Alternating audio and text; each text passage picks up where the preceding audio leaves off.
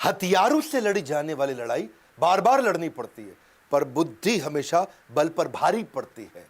ऐसे बुद्धि के राजा 21वीं सदी के चाणक्य, हमारे देश के जेम्स बॉन्ड अब काल्पनिक चरित्र नहीं रह गया। असली के जेम्स बॉन्ड अजीत डोवाल, प्रधानमंत्री के बाद कहा जाता है कि दूसरे सबसे शक्तिशाली व्यक्ति हैं। सीधा कैबिनेट मिनिस्टर का दर्जा, पर पीएमओ को सीधा रिपोर्टिंग, बीच में कोई नहीं। कीर्ति चक्र, प्रेसिडेंट पुलिस मेडल। अगर पाकिस्तान इनके नाम से डरता है, क्यों डरता है, क्यों घबराता है, क्यों पाकिस्तान के विदेश मंत्री, रक्षा मंत्री सब इसी की बात करते हैं। ये अजीत डोवाल की स्ट्रैटेजी, ये अजीत डोवाल नहीं होता तो क्या होता, अजीत डोवाल के कारण हो गया। ये डोवाल कौन है अजीत डोवाल, बात करूंगा। आजकल तो फॉर्म में चल रहा हूं, मजा आ रहा है। 2050 मैकडोनल्ड, गांधी, बंगाल, बिलियनियर्स के ऊपर वीडियो बनाया, और जो पब्लिक स्पीकिंग के 2 वीडियोस बनाए वो नहीं देखे तो जरूर देख लीजिएगा। नमस्कार, मैं Vivek Bindra, founder and CEO बड़ा बिजनेस.com। नीचे एक तो अजीत डोवाल के बारे में आज बात करेंगे खूब कमेंट बॉक्स में, क्या कौन सी स्टोरी उनकी कहानी पसंद आई, कई कहानियां बताने वाला हूं। एक ऐसे जासूस, एक कठोर जिंदगी जीने वाले वो जासूस जिन्होंने पुलिस की जिंदगी, आईपीएस ऑफिसर की, उसकी मलाई खा सकते थे, मलाई मार सकते थे, पर वो कठोर जिंदगी जी। वैसे आने वाले समय में और कौन से वीडियो बनाऊं, टेक्सटाइल इंडस्ट्री, तेंदुलकर का जन्मदिन, फर्नीचर इंडस्ट्री, वेनेजुएला कैसे डूब गया, वेनेजुएला ये देश कैसे खत्म हुआ, बिल गेट, सुंदर पिचाई। चलो शुरुआत से शुरू करते हैं, बात अजीत डोवाल की करते हैं। जिस प्रकार कोरोना से बचने के लिए इम्यूनिटी का होना जरूरी है, उसी प्रकार इंटरनल सिक्योरिटी के लिए अजीत डोवाल बहुत जरूरी है। उत्तराखंड के रहने वाले पौड़ी गढ़वाल के 1945 में आजादी से पहले जन्म हुआ, आजादी से पहले, अभी तक पूरी तरह fresh and active. Indian army officer थे इनके पिता, और अजमेर मिलिट्री स्कूल में इन्होंने पढ़ाई करी। इंडियन पुलिस सर्विस 1968 में इन्होंने आईपीएस के रूप में ज्वाइन किया। कैडर मिला था केरला का, 37 साल की नौकरी में 7 साल पुलिस में रहे, बाकी उसके बाद आईबी, रॉ और क्या क्या किया जासूस बन के। 72 में उस समय चर्चा चल रही थी, नॉर्थ ईस्ट में चल रही थी इंसर्जेंसी, भयंकर आतंकवाद, बहुत परेशानी थी। हर राज्य वहां बोल रहा था मुझको अलग देश बना दो, मुझको अलग देश बना दो। वहां लाल डेंगा मिजोरम में बहुत शक्तिशाली हो चुके थे, लाल डेंगा की ताकत बढ़ चुकी थी, पैरेलल सरकार चला रहे थे। लाल डेंगा, समझना इस कहानी को, नाम आपने सुना होगा, लाल डेंगा का आतंक कितना हुआ करता था उस समय। नॉर्थ ईस्ट में मिजोरम इतना शोर हो गया कि दिल्ली में लोग घबराए थे, और तभी पूछा, वहां पे एक आईबी ऑफिस में मीटिंग बुलाई गई, कौन जाएगा देखने के लिए। सब चुपचाप इधर उधर देख रहे थे, और वहीं अजीत डोवाल अभी शादी करके लौटे थे, हनीमून पर जाने वाले थे, और वो बोले ठीक है मैं जाऊंगा मिजोरम, और मैं मिजोरम में समय लगाऊंगा। ये लाल डेंगा के साथ इन्होंने वहां पहले अंदर घुस गए, अंदर जाके देखा तकलीफें क्या है, इनकी समस्या क्या है, इनकी गोल प्रॉब्लम क्या है। घुस करके तब समझ आया लाल डेंगा के साथ 7 बड़े कमांडर्स थे, उसके 7 जबरदस्त कमांडर थे जो सारा गेम चला रहे थे। यानी कि लाल डेंगा की ताकत, जैसे याद है हातिम ताई में तोते के अंदर ताकत थी, लाल डेंगा की ताकत इन 7 कमांडर्स में थी। ये 7 कमांडर से नीचे नीचे जाके दोस्ती करते थे। इनकी खास बात यही कि दुश्मन के अंदर खेमे में जाके कुछ लोगों को दोस्त बनाए आते थे। अच्छा, दोस्ती इतनी कर ली कि रोज शाम को उनके एक कमांडर को घर बुलाते, और बढ़िया साथ में बैठ के दारू भी पीते, खूब ड्रिंक करते, उनके साथ बढ़िया नॉनवेज उनकी वाइफ खुद बना के खिलाती, और इतनी दोस्ती कर ली और उनको समझाना शुरू कर दिया। सारी इंफॉर्मेशन ले ली कि क्या है ये माल्फ। मिजोरम आर्मी लेफ्ट फ्रंट पर कौन है अजीत डोवाल, जो हर बाल की निकाल दे खाल, वो है अजीत डोवाल। इतना अंदर चले गए कि जा करके उनसे समझाना शुरू किया, एक एक करके दोस्ती करी। बोला ऐसा है ना, मैं तुम्हारे को सारी ताकत दिलाता हूं, भारत सरकार में मेरी चलती है, तुमको स्पेशल कैटेगरी राज्य बना दूंगा। ऐसा कुछ करते हैं कि तुम्हारा यहां पे इलेक्शन करके तुम्ही को यहां मंत्री बना देते हैं, तुम्हारे ऊपर जो क्रिमिनल चार्ज है उस सारे को हटवा देते हैं, और तुम्हारे को नेबरिंग कंट्री के साथ में तुम्हारे लीगल अग्रीमेंट्स बनवा देते हैं। तुम्हारे राज्य में कोई घुसेगा तो उसको पासपोर्ट इलेक्शन कार्ड टाइप चाहिए, यानी कि वो सब सिस्टम भी बनाए रखते हैं।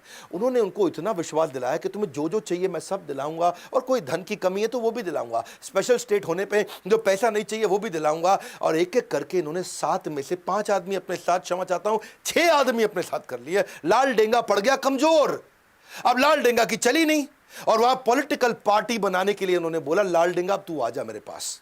बाद में लाल डेंगा को लेकर के आए, उसको अकेले में समझाया, और देखा कि 6 आदमी उसके अगेंस्ट हो गए, और लाल डेंगा के साथ अब नेगोशिएशन किया। ये नेगोशिएशन करने से पहले सामने वाले की वीकनेस पकड़ते थे, इसीलिए मैंने बोला चाणक्य, क्योंकि ये फ्यूचर के कई महीनों को आज भाप के अपनी स्ट्रैटेजी बनाते थे। इतना कियोस क्रिएट कर देते हैं दुश्मनों के अंदर कि दुश्मन भी इधर उधर देखने लगते हैं, डोवाल का आदमी तो नहीं है ये, कहीं डोवाल का आदमी तो नहीं है। वहीं से उसके बाद सिक्किम भेजा गया इनको, बोला मिजोरम तूने इतना कंट्रोल किया, सिक्किम में हुआ क्या था, वहां के जो राजा थे ना, उसने एक अमेरिकी लड़की से शादी कर ली, और वो CIA एजेंट थी, और वो जो अमेरिकी लड़की CIA एजेंट थी, सिक्किम के राजा से शादी करके अब वो कंट्रोल करने लगी, वो सरकार चला रही।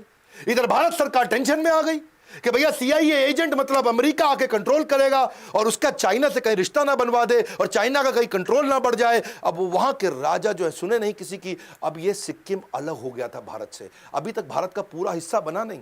47 में केवल अधूरे कुछ कॉन्ट्रैक्ट के साथ सिक्किम भारत से जुड़ रहा था, पर पूरी तरह भारत में मिला नहीं। तब ये वहां डोवाल गए, वहां जाके क्या देखा, उधर की local party Sikkim national Congress party, उनको पकड़ लिया इन्होंने और वहां उनसे दोस्ती करी, उनके लीडर्स को अपने साथ रिश्ता उनका जोड़ा और पूरे सिक्किम के अंदर बोला कि तुम्हारे राजा तो तुम्हारे को कुछ मदद नहीं कर रहा है, तुम्हारा राजा तुमसे टैक्स वसूलता है, तुम्हारा सपोर्ट नहीं करता। और वहां राजा के खिलाफ हवा बढ़ानी शुरू कर दी और इस पार्टी को मजबूती देनी शुरू कर दी। बाद में रेफरेंडम भी पास करा दिया, वहां सब लोगों ने भारत के फेवर में वोट भी कर दिया। अच्छा, वहां राजा और इनका प्रधानमंत्री जब ये बना वहां का सिक्किम नेशनल कांग्रेस पार्टी, इनका आपस में झगड़ा करा दिया। मैं बता रहा हूं आपको, बुद्धि बल पे भारी पड़ती है, हथियारों की लड़ाई जिंदगी भर लड़नी पड़ती है। और ये क्या किया, इनका आपस में झगड़ा। अब प्रधानमंत्री और राजा आपस में झगड़ा करें, राजा ने अब अटैक करने की कोशिश करी, प्रधानमंत्री ने यहां पे हमारे देश के प्रधानमंत्री को बोल दिया। तब सिक्किम का प्रधानमंत्री माना जाता था, तो हमारे देश के प्रधानमंत्री को बोला भैया मेरी मदद करो। और देश के हमारे प्रधानमंत्री उस समय तुरंत डोवाल के कहने पर सेना भेज दी और राजा के पूरे महल को कब्जा कर लिया, राजा को कंट्रोल में कर लिया। राजा आए कंट्रोल में, गेम हो गया पूरा चेंज और सिक्किम को पूरे होशो हवास में राजा के वापस देश में मिला लिया। जोश में गोली चलती है और होश में बोली चलती है, ये बोली से काम कर जाते हैं, इनको गोली नहीं चलानी पड़ती है। और वही कारण है आज सिक्किम हमारे देश का हिस्सा क्यों। अजीत डोवाल। कहानी सुनते हैं पाकिस्तान की। ये जो हमारे अजीत डोवाल है ना, ये बहुत बुद्धिमान जासूस थे। इसकी कहानी को जरा समझते हैं, पहले बैकग्राउंड देखते हैं। इंडिया में पोखरण का टेस्ट कर दिया इंदिरा गांधी ने, जैसे बाद में आगे हमारे प्रधानमंत्री वाजपेयी ने किया था। न्यूक्लियर का टेस्ट अपना हो गया, यहाँ पे सफल हुआ। पाकिस्तान को लगनी थी मिर्ची, उनको तकलीफ होनी थी, उन्होंने अपनी तैयारी करनी थी। तो वहां जो डॉक्टर AQ खान उनके साइंटिस्ट थे, उन्होंने चाइना और फ्रांस से मदद ली कि हम भी अपना न्यूक्लियर टेस्ट करेंगे भाई, हम भी अपने न्यूक्लियर वेपन बनाएंगे। फ्रांस को समझ आ गया ये टेक्नोलॉजी के लिए नहीं वेपन के लिए कर रहा, तो फ्रांस हो गया बाहर। चाइना मदद कर रहा था, लेकिन ये डॉक्टर AQ खान की तैयारी पूरी नहीं हुई, तो ये नॉर्थ कोरिया निकल गए। साइंटिस्ट थे ये, नॉर्थ कोरिया गए। नॉर्थ कोरिया अपने किम जोंग यूंग के पिता उस समय, वो भी अपने न्यूक्लियर के चक्कर में पड़े थे। तो दुनिया ने देखा क्या चक्कर है भाई, ये क्यों गया नॉर्थ कोरिया, ये क्यों तैयारी करके। आज सबको लगने लगा इधर जो है मैडम इंदिरा गांधी ने और रॉ और IB का गठन कर दिया और अपनी बढ़िया टीम बना दी कि मैं यहां से लोगों को भेजती हूं चाइना और पाकिस्तान, मेरे अपने स्पाई और मेरा अपना नेटवर्क होना चाहिए जो राइट खबर दे सकें। इधर से अजीत डोवाल को सिलेक्ट किया गया कि अजीत डोवाल एक काम करो, अब तुम मेरे को डायरेक्ट रिपोर्ट कर रहे हो, मैं हूं प्रधानमंत्री और तुमको जाना है, इस समय तुम IB को यहां से लीड करोगे, नेटवर्क बनाओ पाकिस्तान में। काहोटा नाम की जगह थी ये, रावलपिंडी के पास में, जहां पे इनका एक खान रिसर्च सेंटर था, जहां पे इसकी तैयारी चल रही थी। इसकी खबर तो लगी लेकिन ढूंढना मुश्किल हो रहा था। अब ये अंडर कवर एजेंट वहां पहुंच गए पाकिस्तान के अंदर, वहां ढूंढने का खूब प्रयास किया, कुछ मिले नहीं वहां पे। ये काहोटा में भिखारी बन के घूम रहे थे और अपनी पूरी तैयारी कर रहे थे। इधर इंडिया के अंदर उथल पुथल हुई, इंदिरा गांधी इलेक्शन लूज कर गई क्योंकि अपना इमरजेंसी हुआ था। और यहां कौन आ गए, मोरारजी देसाई आ गए। अच्छा, इन्होंने क्या किया, खान रिसर्च सेंटर के बाहर जो साइंटिस्ट आते थे उनको ट्रैक करना शुरू किया। ये साइंटिस्ट आ रहा है जा रहा है, आ रहा है जा रहा है, मिल नहीं पा रहे हैं, पकड़ नहीं पा रहे, समझ नहीं आ रहा क्या करें। तो इनकी जो अपनी पढ़ाई थी, इनको पढ़ाई से समझ में आया कि अगर कोई न्यूक्लियर वेपन पे काम कर रहा है तो उसका जो रेडिएशन है ये उसके शरीर में आ सकता है, उसके शरीर के स्किन का टुकड़ा मिल जाए, बाल का टुकड़ा मिल जाए। तो उन्होंने एक ऐसा नाई ढूंढ लिया, वहाँ ऐसी बार्बर शॉप ढूंढी जहाँ पे साइंटिस्ट जाया करते थे। तो वहाँ जा करके भिखारी बन के वहाँ बाहर बैठ गए और वहाँ बालों के सैंपल उन साइंटिस्ट लोगों के कलेक्ट करने शुरू कर दिए। बहुत बुद्धिमान थे, बहुत बुद्धिमान, लंबी तैयारी करके चले। अगर ये न्यूक्लियर वेपन पे काम कर रहे हैं तो बालों में रेडिएशन आ जाएगा। इन्होंने धीरे धीरे सैंपल कलेक्ट किए और किसी तरह अपने नेटवर्क के थ्रू उसको इंडिया में भेजा। और इंडिया में जब बालों को चेक किया गया तो बहुत भारी मात्रा में रेडिएशन भी मिल गया। अब समझ आ गया कि यहीं पे पाकिस्तान काम कर रहा है, यहीं तैयारी हो रही है। तो इन्होंने जो है सोचा कि अब क्या किया जाए, इसको कैसे तबाह करें, इसे कैसे खत्म करें। ये सोचा कि भाई अब दोबारा झगड़ा किया इनके साथ में तो अमेरिका पाकिस्तान की मदद कर देगा। तो अगर मैं इस समय अपने प्रधानमंत्री को समझाऊं उनको अटैक करें, हमारे प्रधानमंत्री मानेंगे नहीं। तो उन्होंने एक इंटेलिजेंट तरीका निकाला। इन्होंने सोचा कि मोसाद को पकड़ता हूं मैं। तो इजराइल की जो अपनी इंटेलिजेंस एजेंसी मोसाद को उन्होंने बोला, देखो भाई मेरी बात समझो आप, ये जैसे तुमने इराक को तबाह किया, ये मुसलमान देश है, अगर इसने बना लिया न्यूक्लियर वेपन सबसे पहले तुम उड़ जाओगे, तुम खत्म हो जाओगे। इसलिए एक काम करते हैं, मैं तुमको सब बताऊंगा कहां पे करना, तुम आके इसको उड़ा दो। तो अजीत डोभाल इंटेलिजेंट थे, बोले इंडिया को लड़ना भी नहीं पड़ेगा और मैं इजराइल और पाकिस्तान का आपस में झगड़ा करा दूंगा, मेरा काम भी बन जाएगा और यहाँ कोई न्यूक्लियर टेस्ट होगा भी नहीं। तो और मोसाद मान भी गए। ये इतना बढ़िया कन्विंस करते थे, पता नहीं बुद्धादित्य योग है इनके पास, कौन सा योग है, ऐसे एस्ट्रोलॉजिकल योग है, ये जिसके पास जाए उसको कन्विंस कराया करते थे। और कन्विंस कर दिया, इजराइल तैयार हो गया। इजराइल ने बोला एक काम करो भैया, हम कहीं इराक के ऊपर से उड़ा करके, ये जो मिडिल ईस्ट कंट्री है यहां से तुम जहाज ला नहीं सकते, पूरी तरफ दूसरी तरफ से घुमा के लाना पड़ेगा, रीफ्यूलिंग के लिए तुम हमारी मदद करो, गुजरात में रीफ्यूलिंग कर लेंगे, अपना बेस दे देना, वहां से जाएंगे, इनको उड़ा देंगे पाकिस्तान में, पूरा खत्म कर देंगे इनका खान रिसर्च सेंटर, कुछ नहीं होगा न्यूक्लियर टेस्ट। तो ये बोले ठीक है। अब ये रिपोर्ट करते रहे पीएमओ को, ये पीएमओ के पास गए, उनसे बात किया, भैया मैंने इतना जुगाड़ कर दिया, आपको नहीं लड़ना पड़ेगा, मैं इजराइल को लड़वा के काम करा दूंगा। पीएमओ ने बोला, अब जो थे ये गांधी विचारधारा के थे, हाँ यहां गड़बड़ हो गया। यहां मोरारजी देसाई ने सोचा कि ये तो इंदिरा गांधी का प्लान था भैया, ऐसा ना हो इंदिरा गांधी की वाह वाह हो जाए। उन्होंने साफ बोल दिया कि भाई वो कर रहा है टेस्ट, उसको करने दो, हम तो गांधी विचारधारा के हैं, हम तो लड़ते नहीं किसी से, वो उनके देश का आंतरिक मामला है, मुझको नहीं लड़ना भैया, हम नहीं वो इजराइल को बुलाएंगे यहाँ पे, हमारी धरती को क्यों खून से रंगा जाए, हमारी धरती को क्यों गंदा किया जाए। उन्होंने साफ मना कर दिया। अब वहाँ मना कर दिया तो ये बड़े परेशान हो गए, क्या कर रहे हैं, इतना मुश्किल से बाल वाल निकाल के सब जुगाड़ करके इजराइल को समझा के कराया, लेकिन ये हार कहाँ मानने वाले थे।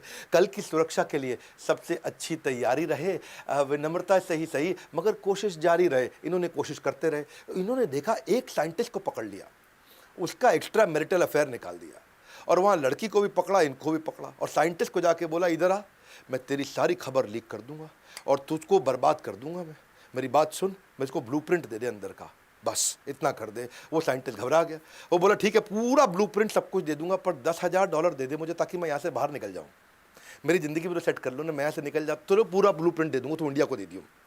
इसने कहा ठीक है, $10,000 तो कुछ नहीं है। इन्होंने अपना फिर फ़ोन लगाया वहाँ पीएमओ को, हाँ जी $10,000 दे दो, काम हो गया हमारा, कैश में जाएगा पैसा, हाँ तो वैसा ही जुगाड़ चाहिए इनको। तो वहाँ पर मोरारजी देसाई ने फिर मना कर दिया। मोरारजी देसाई बोले ऐसे थोड़ी होता है, हमारे पास तो बजट भी नहीं है जी, हमारे पास पैसा भी नहीं है, और हम क्यों ये सब काम करें, जो पाकिस्तान को करना है वो अपनी धरती पे कर रहा है, हम अपनी धरती पे कर रहे हैं, वो उनका आंतरिक मामला है। मोरारजी देसाई ने फिर से मना कर दिया। अब यहाँ पर परेशान हो गए। अच्छा इधर हमारे रॉ के चीफ अरिन का वो परेशान हो गए, वो बोले मोरारजी देसाई जी ये क्या तरीका हुआ, हम लोगों ने अपने स्पाई नेटवर्क को जान खतरे में डाल के इंफॉर्मेशन ला रहे हैं, सोचो सर आपको ब्लूप्रिंट मिल गया तो आप क्या क्या कर सकते हो, आपको सब पता चल जाएगा उनके बारे में। इन्होंने मना किया, उसने रिजाइन कर दिया। अच्छा अरिन खान ने यहाँ रिजाइन किया, लेकिन वो वहाँ हार नहीं माने। अजीत डोभाल फिर भी वहाँ लगे रहे। अजीत डोभाल ने वहाँ और तैयारियां करी कि मैं कैसे मैं इसको नेस्ते नाबूद करूं, कैसे इसको ख़त्म करूं कैसे। पर इतने में क्या हुआ, इनके जो यहाँ पे नए राष्ट्रपति यानी कि अभी आर्मी के थे, वो आकर के पूरे डिक्टेटर जिया उल हक, उन्होंने कंट्री को, पाकिस्तान को अपने कंट्रोल में ले लिया। लेकिन वो चाहते थे आजू बाजू के देशों से रिश्ता ठीक बना रहे, थोड़े धार्मिक थे, सबसे प्रेम से बात किया करते थे, कभी श्रीलंका के प्राइम मिनिस्टर को फ़ोन करें, कभी बांग्लादेश में करें, कभी फ़ोन करें नेपाल में, तो इंडिया में फ़ोन लगाए कभी कभी। अच्छा यहाँ पे जब मोरारजी देसाई से बात किया, मोरारजी देसाई अपने शाम को अपनी अलग आनंद में जीवन जी रहे थे, और वहाँ मोरारजी देसाई फ़ोन पे बात करते वक्त उन्होंने इनको बोल दिया, तुम क्या समझ रहे हो जिया उल हक, हमने कच्ची गोलियाँ नहीं खेली, हमें सब पता है तुम कहोटा में क्या कर रहे हो। और वहाँ जिया उल हक परेशान, वो कहा ये क्या हो गया, इसको कैसे पता, तुम क्या न्यूक्लियर वेपन बना रहे हो, तुम्हारे कितने साइंटिस्ट हैं, वहाँ क्या क्या तैयारी करी, तुम्हारे खान रिसर्च सेंटर में क्या हो रहा है। हम कच्ची गोलियाँ नहीं खेलें जिया उल हक, हमारा भी नेटवर्क है तुम्हारे यहाँ पे, हाँ जरा कंट्रोल में रहो जिया उल हक। जिया उल हक परेशान। ये हमारे देश के या दुनिया के किसी भी देश के प्रधानमंत्री के द्वारा की गई लगभग सबसे बड़ी गलती थी। और यहाँ जिया उल हक ने क्या किया, ये बहुत गुस्से में आ गए, वापस आए। सोचो इतना कॉन्फिडेंशियल प्रोग्राम किसी को नहीं पता दुनिया में हम कर रहे हैं, और यहाँ इनके प्रधानमंत्री को पता है। इन्होंने ढूंढ ढूंढ के हमारे नेटवर्क के आईबी के एजेंट्स, ढूंढ ढूंढ के हमारे रॉ के एजेंट्स को पकड़ पकड़ के निकाल के मारा, और कईयों को मारा, और सब बेचारे मार दिए गए, पूरा नेटवर्क वहाँ नेस्ते नाबूद हो गया, सब खत्म हो गया। और लेकिन अजीत डोभाल चुपचाप वहाँ से निकल के भाग आए, वो इंडिया आ गए। इतना तो तबाह इनको कर दिया था कि उन्होंने इनका न्यूक्लियर टेस्ट 15 साल डिले करा दिया। अमृतसर स्वर्ण मंदिर की कहानी है अगली, जिसमें रिक्शा वाला बन के इन्होंने आतंकवादियों को खत्म कराया। लेकिन उससे पहले समझो कि जासूस की जिंदगी होती कैसे है। ये एक्सट्रीम लोनलीनेस की जिंदगी है, ये अकेलेपन की है, हाई रिस्क की है। पत्नी को नहीं पता तू है कहाँ पे, किसी को नहीं पता, और अगर सब ठीक चल रहा हो ना, जीत रहे हो, तो कॉन्फिडेंस बना रहता है। लेकिन भाई साहब जब बिल्कुल अकेले पड़ जाओ और सब खराब हो रहा और सारे प्लान बर्बाद हो रहे हो और आपको पता है किसी भी समय मारे जा सकते हो, उसके बावजूद इतना करेज रखना, ये थे अजीत डोभाल। अगली कहानी स्वर्ण मंदिर अमृतसर की। एक जासूस की सबसे बड़ी ताकत उसका आत्मविश्वास होता है, और वहां स्वर्ण मंदिर, वहां भिंडरेवाला, इन लोगों ने कब्जा कर रखा था पूरे स्वर्ण मंदिर को। 1984 में जब ऑपरेशन ब्लू स्टार हुआ था तो कई लोग मारे गए थे, पूरा स्वर्ण मंदिर भी टूट गया था, तो लोगों को बहुत बुरा लगा, स्वयं इंदिरा गांधी को भी बुरा लगा था। नहीं चाहते थे कि गुरुद्वारे का नुकसान हो, पर नुकसान बहुत हो चुका था, सिख लोग बहुत नाराज हो चुके थे। लेकिन इस दफा जो खालिस्तान की डिमांड के लिए कई आतंकवादियों ने स्वर्ण मंदिर को कब्जे में ले लिया, उसको छुड़वाना था। और कैसे किया जाए? केपीएस गिल उस समय इंस्पेक्टर जनरल हुआ करते थे, हेड ऑफ द पुलिस थे उस समय पूरे पंजाब के। ये वहां पहुंचे अजीत डोभाल। अजीत डोभाल बन गया वहां रिक्शा वाला, और रिक्शा वाला बन के आजू बाजू इधर उधर स्वर्ण मंदिर के आसपास घूमने लगे। अच्छा, ये वहां पंजाबी थे नहीं तो पकड़ में आ रहे थे। वहां पे जितने खालिस्तानी आतंकवादी, वो समझ रहे थे कि ये आदमी लोकल नहीं लग रहा है, लेकिन ये इतना एक्सपर्ट बन के वहां रिक्शे में घूम रहे थे, लेकिन शायद ये चाहते थे कि मैं उनकी नजर में आ जाऊं, और आ गए नजर में। और वहां जितने आतंकवादी, उनमें 4 लोग आए और उसको पकड़ लिया। ये इधर आ, कौन है तू? ए कित्थों आया है तू? तो सानू पंजाबी लगदा नहीं है, आजा आजा आजा। उनको ले गए साथ में, पंजाबी नहीं लग रहा तू, कौन है? अच्छा, अब ये पकड़े गए वहां। अब परेशान मैं करूं तो क्या करूं? तो इन्होंने उनको समझाया कि मैं आईएसआई का एजेंट हूं और मैं तुम्हारे लिए आया हूं, मुझे पाकिस्तान से भेजा गया तुम्हारी मदद करने के लिए, खालिस्तान बनाने के लिए। वो माने नहीं। ए तू नौटंकी कर रहा है, हाँ झूठ बोल रहा है, ए मारो उसको, कौन है ये? लेकिन उनको उस समय तक इतनी उर्दू सीख चुके थे, इतनी मस्जिद में आना जाना इतना कर चुके थे, इतनी औलिया की मज़ार देख चुके थे, इतना रिश्ते में उनके साथ पाकिस्तान में घुस चुके थे कि इनके लिए आसान था।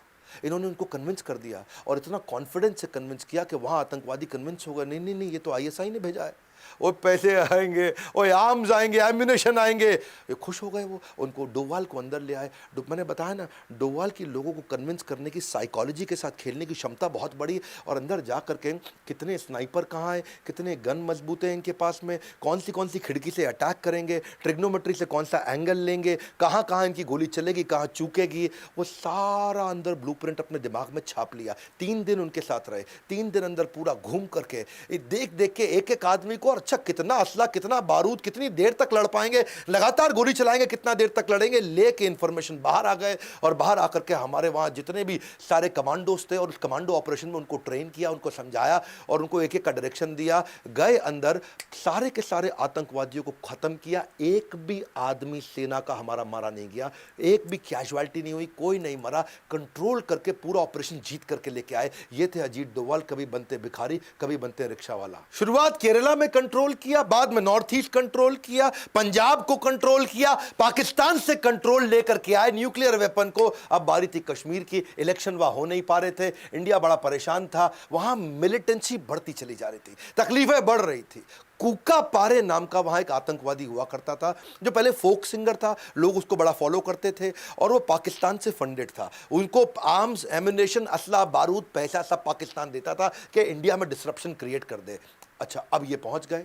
ये जब जाते थे किसी को पता नहीं चलता कि वहां पहुंच गए। ये पहुंच के वहां जाके कूका पारे को मिले और उसको मिल करके पर्सनली साथ में बैठाया, उससे दोस्ती किया, उसके साथ खाना पीना हुआ, उसके साथ नाश्ता चाय पानी, और रात को भी उसके साथ अलग प्रकार का रिलेशनशिप बनाया कि भाई बैठ के गप मारे आराम से। कूका पारे को कंफर्टेबल कर दिया और समझा दिया कि तुझे कुछ नहीं दे रहा है पाकिस्तान, मैं तुझे सारा सपोर्ट करूंगा। नेगोशिएशन की स्किल्स बड़ी आउटस्टैंडिंग थी इनकी। मिला लिया, कूका पारे हो गया इनके साथ में, अपने 250 लोगों के साथ में कूका पारे को सपोर्ट किया, और कूका पारे को समझाया कि जो पाकिस्तान तेरी मदद करता था, आज तू उसके अगेंस्ट खड़ा होगा। और वही कूका पारे पाकिस्तानी आतंकवादियों के अगेंस्ट इस लड़ाई में भारत के साथ हो गया। उनको मारना शुरू किया, उनको गोलियां बरसाई, बहुत नुकसान किया इन्होंने पाकिस्तान का।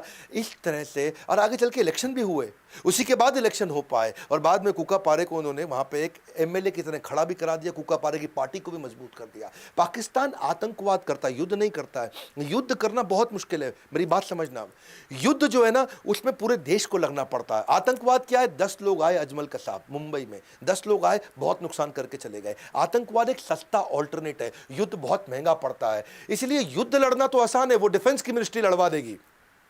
वो हमारे साथ फॉरेन मिनिस्टर, डिफेंस मिनिस्टर सब दिमाग लगा करके वो लड़ लेंगे, लेकिन इंटेलिजेंस के साथ में इंटरनल सिक्योरिटी के चीफ हमारे देश के, वो इस तरह 5-5, 10-10 लोगों के जो आतंकवादी हमले होते हैं उससे कैसे बचाएं, वहां इनका बहुत दिमाग लगता था। ये पाकिस्तान ने जो हमारा IC-814 हाईजैक कराया था, जो नेपाल से दिल्ली आ रहा था, काठमांडू से दिल्ली, ये भी क्या है? ये आतंकवाद है। ये वॉर नहीं है, पाकिस्तान युद्ध नहीं करता था, आतंकवाद करता था। उसको ले जाकर के पहले लाहौर ले गए, उसके बाद उसको ले गए कांधार अफगानिस्तान में लेकर के वहां से अपने कंट्रोल में ले लिया और यहां से फोन कर दिया कि मुझको $200 मिलियन दे दो और हमारे 35 आतंकवादी तुम्हारी जेल में जहां जहां है सबको रिहा कर दो। और यहां अजीत डोवाल को बुला लिया गया, भाई अजीत डोवाल आओ, संभालो यहां मामला। अजीत डोवाल फटाक पहुंच गए वहां कांधार। वहां जाके अजीत डोवाल सोचे कि मैं नेगोशिएट करूं कैसे, क्योंकि यहां सब इनके कंट्रोल में, 170 आदमी हमारे इनके कंट्रोल में, यहां सारी दवाइयां, सारा खाना, सारा राशन पानी, सारा सपोर्ट कांधार के अंदर इनको पूरा मिल रहा है तालिबानियों से। तो अब अजीत डोवाल के पास सामने वाले की कोई वीकनेस थी नहीं, हर बार कोई ना कोई वीकनेस ढूंढ के आ जाते थे। फिर इनको ने देखा कि इनको सपोर्ट करता कौन है, इनको सब देख कौन रहा है, इतनी ताकत कौन दे रहा है, तो समझ में आया ISI जो पाकिस्तान की इंटेलिजेंस एजेंसी है वही सपोर्ट कर रही है, उनके सपोर्ट से कर रहे हैं। तो उन्होंने कहा कि मैं ऐसा करता हूं, इनकी इंटेलिजेंस एजेंसी को कंफ्यूज करता हूं। बात को समझना भैया, इन्होंने यहां से कुछ ऐसी एक्टिविटी शुरू कर दी जो ISI देख सके, जिससे ISI कंफ्यूज हो जाए। इन्होंने जो जो आतंकवादी की लिस्ट थी उनके बारे में रिसर्च एक्टिवेट कर दी। इन्होंने तुरंत इजराइल फोन लगाया, इजराइल की इंटेलिजेंस एजेंसी से बातचीत शुरू कर दी, रशिया की इंटेलिजेंस एजेंसी से बात करी, US में जगह जगह बातचीत शुरू कर दी। और यहां पे कंफ्यूज हो रहे ISI वाले, बोले कर क्या रहा है अजीत डोवाल? अच्छा, आतंकवादियों को बोला बात करो, उससे बात करो। बोलो कहां है $200 मिलियन मांगो इससे। ये अजीत डोवाल को बोले पैसे दे दो, 35 आतंकवादी दे दो, तभी हवाई जहाज छोड़ेंगे। अजीत डोवाल बोले दे रहे हैं, थोड़ा समय दो, पैसे की तैयारी कर रहे हैं, इतने आतंकवादी लेके आने, उसकी तैयारी कर रहे हैं, थोड़ा समय दो, समय दो। अजीत डोवाल समय मांगते जा रहे थे और यहां से वो चाहते थे कि ISI को कंफ्यूज करते जाऊं, ISI उनको इंस्ट्रक्शन देता जाएगा। इसको बोलते हैं चाणक्य पंडित। इन्होंने ISI को इतना कंफ्यूज करा दिया कि इन्होंने दुनिया भर में बातचीत शुरू कर दी और ISI को लगा अजीत डोवाल कोई लंबी चौड़ी तैयारी कर रहा है भैया, ऐसा ना हो कोई इजराइल से अटैक करवा दे, ऐसा ना हो कि पीछे रशिया का झगड़ा हुआ करता था इनके साथ अफगानिस्तान में, यहां से अटैक करा दे, कहीं US से कुछ करा दे। अब ISI उनको बोले जल्दी कर लो, जल्दी, को लंबी तैयारी ना कर बैठे, जल्दी करो, जल्दी लंबी तो वो घबरा गए। और यहां इन्होंने बोला, अजीत डोवाल ने, एक आतंकवादी दे सकता हूं, बताओ। वो बोले नहीं, पूरे 35 से एक दे सकता हूं, बताओ। 35 से एक दे सकता हूं, बताओ। तो वो बोले 170 लोग मार देंगे, एक दे सकता हूं, बताओ। तो उन्होंने कहा ठीक है, पहले मौलाना मसूद अजहर दे दो, फिर हमारे को उन्होंने 2 आतंकवादी और बता दी, ये दे दो। उन्होंने कहा ठीक है, मैं 3 की ट्राई करता हूं, लेकिन देना एक चाहता हूं। और यहां से ISI ने बोला देख जो है पैसे वैसे छोड़, ये 3 आतंकवादी जल्दी मंगवा दे हमारे को, ये 3 आदमी चाहिए हमारे को। और बस वही हुआ, वो घबरा गए और फटाफट इन्होंने उनकी साइकोलॉजी से खेला, नेगोशिएट किया। 35 की जगह केवल 3 दिए, $200 मिलियन की जगह कुछ नहीं दिया और सारे के सारे 170 के 170 लोगों को खाली एक का देहांत हुआ था, बाकी सबको हवाई जहाज में लेकर चुपचाप वापस इंडिया आ गए। ये थे अजीत डोवाल। बोला एक से ज़्यादा नहीं देना चाहता था वो, तो यहाँ पे पूरे देश का प्रेशर हुआ पड़ा था। वाजपेयी साहब बोल रहे थे जो मांग रहे हैं दे दो, लेकिन जल्दी अपने लोगों को ले आओ, अपने लोगों को ले आओ। तो ये प्रेशर में चलते, अगर प्रेशर ना होता तो शायद एक से ही बचवा के ले आते। Dawood Ibrahim most wanted India का आतंकवादी खत्म कर दिया होता अजीत डोवाल ने। दाऊद इब्राहिम की ना बेटी की शादी थी, जावेद मियांदाद क्रिकेटर था, उसके बेटे के साथ जुनैद मियांदाद, शादी हो गई पाकिस्तान में। पाकिस्तान शुरू से मना कर रहा है दाऊद इब्राहिम हमारे यहां नहीं है, हमारी जमीन पे नहीं रहता। इंडिया मांग रहा है पाकिस्तान से, पाकिस्तान कहता है ही नहीं यहां। इंडियन इंटेलिजेंस को जब पता चला तो पाकिस्तान को भी वहां समझ रहा था, उसने कहा भाई तुम रिसेप्शन यहां नहीं करोगे, यहां से निकल लो, तुम चले जाओ ग्रैंड हयात होटल के अंदर, दुबई में रिसेप्शन इनकी फिक्स हो गई, वलीमा बोलते हैं शायद इसको। और वो जब इनको पता चला अजीत डोवाल को, बोले सीधा मौका है, पहली बार इंडिया को पता है दाऊद इब्राहिम कितने बजे, कहां, कैसे, किस गली में मिलेगा, ठा गेम ओवर करेंगे। अजीत डोवाल ने अपने यहां गवर्नमेंट को समझा दिया हम कुछ नहीं करेंगे, ऐसा करते हैं, इसमें छोटा राजन के शार्प शूटर उठाते, नेपाल से इनकी पुरानी दुश्मनी है और दुश्मन को दुश्मन से बढ़वाते, हमारा काम अपने आप हो जाएगा। छोटा राजन के 2 शार्प शूटर ये काठमांडू के रास्ते दिल्ली ले आए और दिल्ली लाके एक 5 स्टार होटल में उनको ट्रेन कर रहे थे। हाँ, क्योंकि इनका जो झगड़ा है पुराना झगड़ा था, ये 90s का झगड़ा था, हिंदू डॉन मुस्लिम डॉन, और उस झगड़े को ये भुनाना चाहते थे। और अब इतनी बढ़िया ट्रेनिंग चल रही थी, लेकिन ऐसा मीडिया में सुनने में आता है कि आज भी मुंबई पुलिस में कुछ लोग हैं जिनको दाऊद से शायद तनख्वाह मिलती हो, और वही खबर फैल गई। कमिश्नर ऑफ मुंबई पुलिस तुरंत दिल्ली पहुंच गया और जाकर के उन्होंने रोक दिया उनको, बोला अजीत डोवाल आप नहीं कुछ कर सकते इसमें, मेरे को ये दोनों आतंकवादी चाहिए, मैं इनको ढूंढ रहा था, ये नेपाल से दिल्ली आ गए, अब मैं इनको ले जा रहा हूं। अजीत डोवाल ने समझाया अरे हम बड़े मिशन पे लगे हैं भाई, ये दाऊद को रुक जाओ रुक जाओ। नहीं, अजीत डोवाल उस समय रिटायर हो चुके थे और कमिश्नर उस समय स्टैंडिंग कमिश्नर थे, और वो उस दोनों को लेकर के वो नेपाली आतंकवादियों को, या समझो छोटा राजन के दोनों शार्प शूटर्स को लेके, अगर वो मुंबई पुलिस इस समय हस्तक्षेप नहीं करती तो दाऊद आज इस दुनिया में नहीं होता। अजीत डोवाल इंटेलिजेंट ऐसे हैं, साहस ऐसा है कि बड़ों बड़ों को चकनाचूर कर दे। आईएसआईएस ने इराक को ऑक्यूपाई किया था, अगली कहानी सुनो। और उस समय आपको याद होगा कि तिरकित के अस्पताल में वहां हमारी कई नर्सेस थी, और वो 46 इंडियन नर्सेस थी जिनको वहां कैप्चर कर लिया। आईएसआईएस उनको छोड़ना नहीं चाहता था, वो उनके कब्जे में आ चुका था। अजीत डोवाल चुपचाप, जिस दिन ये पता चला 2 दिन के अंदर इराक पहुंच गए, और इराक के अंदर किसी को नहीं मालूम, इंडिया में नहीं मालूम किसी को अजीत डोवाल इराक में, इराक में नहीं मालूम अजीत डोवाल इराक में है। 48 घंटे लगे अजीत डोवाल को आईएसआईएस को समझाने में कि मेरे को सारी 46 नर्सेस चाहिए तुरंत। 48 घंटे के अंदर, दुनिया में आज तक किसी को नहीं मालूम अजीत डोवाल उनसे क्या बोल के आए। आईएसआईएस जो अमेरिका की नहीं सुनता, रशिया की नहीं सुनता, किसी की नहीं सुनता, वो अजीत डोवाल की सुन लिया। 48 घंटे के अंदर सारी 46 नर्सेस को एकदम सुरक्षित वापस इंडिया में ले आए। ऐसे आदमी, पुलवामा में अटैक हुआ, उससे पहले अटैक हुआ, यही तो मास्टरमाइंड है हमारे सर्जिकल स्ट्राइक के। इंडिया, ये तो आपको पता ना, चीप तरीके से पाकिस्तान अटैक करता, वॉर तो करता नहीं सामने आकर के, आतंकवाद करता, आतंकवाद सस्ता पड़ता है उनको। 18 सोल्जर हमारे शहीद हुए थे, कहाँ पे, ये उरी में। और उरी में जब ऐसा हुआ पूरे देश को गुस्सा था, इन्होंने तुरंत एनएसए की टीम बुला करके और मिलिट्री की हाई लेवल मीटिंग बुला करके, फना होने की इजाज़त ली नहीं जाती है, वतन से मोहब्बत पूछ के की नहीं जाती है। उन्होंने ब्लूप्रिंट तैयार किया, पूरी तैयारी कर ली, एक एक्सीलेंट अंडरस्टैंडिंग पीएम के साथ इनकी पहले से है, पीएम से इन्होंने अप्रूवल ले लिया, आइडियोलॉजी दोनों की मिलती जुलती है, आगे बढ़े और जाकर के तुरंत 11वें दिन के अंदर वहां जाके अटैक करके आए। 11वें दिन में एलओसी में घुसे, 3 किलोमीटर अंदर गए, लॉन्च पैड खत्म किए, 2 पाकिस्तानी सोल्जर्स को भी मारा, इनके 38 टेररिस्ट भी खत्म किए, इंडिया की एक भी कैजुअलिटी नहीं थी। ऐसे ये स्ट्राइक भी किया 2019 में, अभी रिसेंटली इन्होंने पुलवामा में अटैक किया। पिछली बार ये 11वें दिन पहुंचे, इस बार 12वें दिन पहुंचे, इंडियन एयरफोर्स लेकर के एलओसी को डिस्ट्रॉय करके उनकी मिलिट्री कैंप के अंदर घुस के, और वहां जाकर के इंडियन, अच्छा जब ये लोग वापस आने लगे तो पाकिस्तान ने कुछ फॉलो करना शुरू किया। जब फॉलो किया तो उनको खदेड़ने के लिए वापस अभिनंदन गए, अभिनंदन वहीं रह गए, और जब अभिनंदन वहीं रह गए, ये इंडिया में बहुत खबर हो गई थी, दुनिया में खबर हो गई। डोवाल को टाइम नहीं लगा, 2 दिन लगे, केवल 2 दिन के अंदर यूएस एम्बेसी के थ्रू, और डायरेक्ट मैसेज इतना मजबूती से पहुंचा। इमरान खान दुनिया को बोले नहीं नहीं, हम तो क्या है विनम्रता के चलते वापस कर रहे हैं। हिंदुस्तान का पायलट हमने पकड़ा हुआ है, हम एज ए पीस जेस्टर हम उसको कल रिहा करने लगे हैं हिंदुस्तान को। पर 48 घंटे के अंदर बड़ा क्लियर मैसेज दे दिया, ज़्यादा इधर उधर किया, बलूचिस्तान तुम्हें दिखेगा नहीं, बहुत स्ट्रांग मैसेज दिया। 48 घंटे में अभिनंदन वापस। मुद्दा बड़ा सिंपल है, मुझे ना तन चाहिए ना धन चाहिए, बस अमन से भरा ये वतन चाहिए, और जब मरूं तो तिरंगा कफन चाहिए। ये तो सारी मलाई दुनिया की मार सकते थे, पर हमेशा इन्होंने वो काम किया जो सबसे ज़्यादा रिस्की था। कभी डरे नहीं, निडर है, किसी थ्रेट से घबराते नहीं, चेहरे पे इनके डर दिखता नहीं है, मेंटल पीस को मैनेज कर पाते हैं। इनके पास में सामने वाले की सारी फ्यूचर टैक्टिक्स क्या है उसको पकड़ सकते हैं, अग्रेशन, गुस्सा और शांति, ये दोनों को साथ में लेकर चलने वाले, साइकोलॉजी से खेलने वाले, देश को अपनी जान पर खेल कर आंतरिक बाहरी सुरक्षा देने वाले अजीत डोवाल को हम कुछ नहीं दे सकते, पर अगर कुछ दे सकते हैं तो उनको भारत रत्न दे सकते हैं। उनको आज तक पद्मश्री, पद्म भूषण, पद्म विभूषण क्यों नहीं मिला? क्या लगता है, क्या ये भारत रत्न के असली हकदार नहीं, क्योंकि ऐसे रत्न बार बार जन्म नहीं लेते? मैं पिछली बार की तरह रतन टाटा कैंपेन में आपने मेरा साथ दिया था, भारत रत्न फॉर रतन टाटा, आज फिर कैंपेन ले रहा हूं मैं। 100 लोगों को मैंने अपने कोर्सेज फ्री दिए थे, लगभग 105 लोगों को। अगर आपकी ट्वीट को इस समय रीट्वीट आते हैं, लाइक्स आते हैं, लोग फॉलो करते हैं, तो मैं आपको अपने कोर्सेज फ्री दूंगा अगर आप मेरे हैशटैग को ज्वाइन कर जाते हो।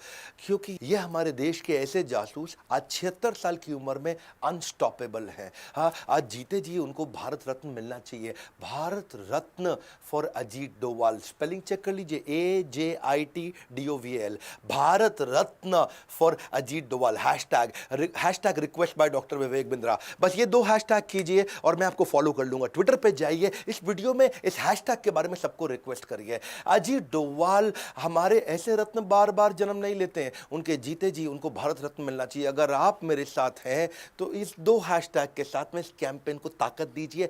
Bharat Ratna for Ajit Doval, request by doctor Vivek Bindra. ये 2 hashtag request by doctor Vivek Bindra से मैं आपको कैप्चर कर दूंगा। और अगर आपके ट्वीट को लोगों ने रीट्वीट किया, उसको लाइक किया, उसको फॉलो किया, उसको शेयर किया और 100 से ज्यादा का एंगेजमेंट आया, मैं आपको सिलेक्ट करूंगा और मैं आपको एवरीथिंग अबाउट एंटरप्रेन्योरशिप कोर्स, इतना तो मैं कर सकता हूं, मैं कोई कोर्स बेच नहीं रहा, आपको free of cost 100% discount, 100% free of cost, कोई कैशबैक, कोई लेफ्ट राइट नहीं, ये मेरा आपको गिफ्ट होगा। क्या आप और मैं इतना कर सकते हैं अपने देश के अजीत डोभाल जी, जिन्होंने, इससे क्या इंस्पिरेशन होगा, देश का कैरेक्टर बिल्ड होगा, जो देश के लिए काम कर रहा है। बाकी के लोग जो आज बड़े बड़े आईएएस आईपीएस ऑफिसर्स हैं, उनके लिए भी इंस्पिरेशन होगा। अगर देश के लिए कुछ करोगे तो देश आपको रेसिप्रोकेट करता है। इस वीडियो को शेयर कर दो, अजीत डोभाल जी के इस वीडियो को शेयर करो। एक एक कहानी मैं आपको डिटेल में बताना चाहता था और बताऊंगा अगली दफा। लाइक करके उत्साह बढ़ाइए फ्री वीडियोस पे। कमेंट बॉक्स में बताइए अजीत डोभाल जी की कौन सी स्टोरी आपको इंस्पिरेशनल लगी, नीचे आ जाइए कमेंट बॉक्स में और हैशटैग कैंपेन को पॉपुलराइज करते हैं। हमारे साथ जुड़े रहने के लिए, अजीत डोभाल जी को भारत रत्न दिलाने के लिए आप सबका हृदय की गहराइयों से प्रेम पूर्वक बहुत बहुत धन्यवाद।